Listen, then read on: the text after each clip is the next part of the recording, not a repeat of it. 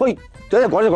ঘরে জামাই আইতাছে ঘরে যা কিসে ঘরে যা আগে আরে আল্লাহ জামাই আসতেছে কেন ও আসার সময় বলছে না যে জামাই সংসার করবো না আসতেছে কেন আবার জামাই আইতাছে সেটাকে আমি কেমন ওই তুই ঘরে যা আরে আইতে দাও তোমার জামাই আমি দেখতাছি কেমনে কি মেয়েরা তারা বাইক করতে হয় তুমি দেখ হসকে আয় লোক খালি আমি করে তুই ঘরে যা আরে তুমি খাও। রেশমা তুমি এখানে আইছো কেন যাও এক্ষুনি বাড়ি থেকে বাইরে যাও যাও আরে ঘরে ঢুকতেই পারলাম না ঢুকনের আগে বাইর করে কেমনে দেখছেন ব্যবহার এটা কেমন ধরনের ব্যবহার এটাই ব্যবহার যার সাথে সংসার করুম না তার লগে আবার কিসের ব্যবহার হ্যাঁ যাও বাড়ি থেকে বাইরে দেখছেন বাবা এটা কোনো কথা এটা মোবাইল চাইছে আমি এটা তো আমি পরে এক সময় দিমু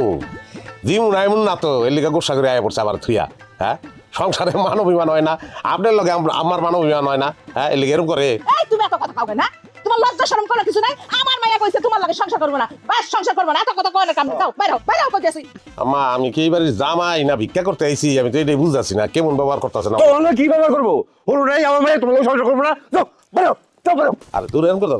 কদু রাহেন কদু লই আইছে মোবাইল আনতে পারো নাই যাবি দাও রাহেন কদুটা রাহেন আবার কথা আবার কত যাও বেরো বেরো আর কেমন ব্যবহার করতেছে আমার মেয়ে আরে তোর মেয়ে কইছ না পাগল টাকায় রইছে এখনো শয়তান। কেন চাই রইছে আমার মেয়ে সকাল বিয়ে দিতে পারে রাইতে শ্বশুর বাড়িতে আচ্ছা আমি যাইতেছি আমার রাহুলের দরকার নেই কদু দুইটা রাহেন তোর কদুর খেতা পুরিয়া হাইজলামি বউ ইচ্ছা পূরণ করতে পারে না হ্যাঁ এই যে শ্বশুর বাড়িতে কদু লইয়া দিছো না ঘাট ধরে তারা উচিত কাম হয়েছে লাউ শাকটি ইসা মাছ দিয়া ঝোল ঝোল করে আনবা তাহলে স্বাদ হইব তুমি এখনো যাও নাই আমার বউ তুই আমি যাইতার মু কি কয়ডি লও আমার লগে লও এ গোলামের পুত তোর কি কথা কানে ঢুকে না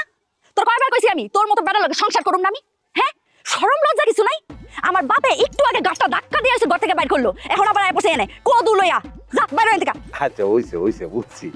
রাগ বেশি হয়েছে লও আমার লগে লও এই তোর যে গোলামের পুত কইলাম আমি তোর কি গায়ে লাগে না কথাবার্তা গায়ে লাগলে সংসার করতাম আমি তোমার কোনো কথাই আমার গায়ে লাগে না আর কথা তো হাসাই কইছো আমার বাপে তো গোলামি ছিল মানুষের কাছে কাম করতো নামও ছিল গোলাম হোসেন তুই আল্লাহর রাস্তায় থেকে যা তোর লাগে সংসার আমি করুম না এটা কোনো কথা সংসার করতাম আমার লগে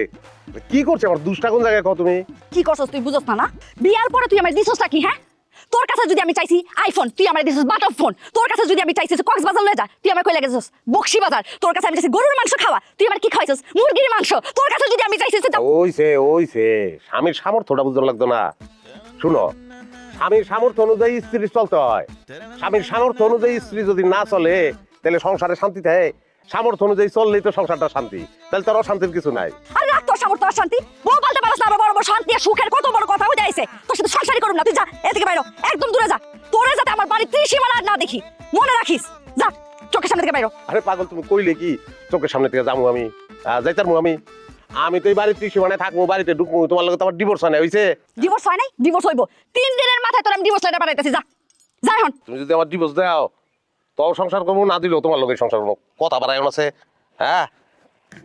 লড় ডাল দিয়া রান্না করতে